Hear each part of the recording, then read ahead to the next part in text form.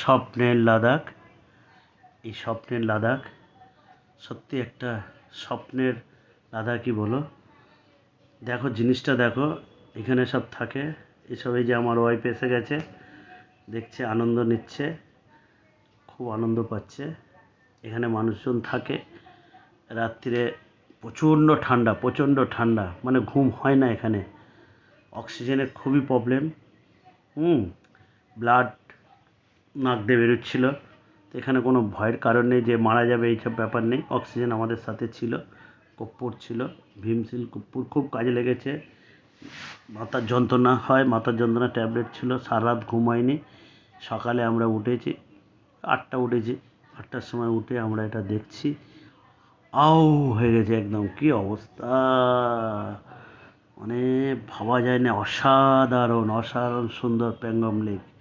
এটা হচ্ছে লাদাখে আছে প্যাংগং লেকটা।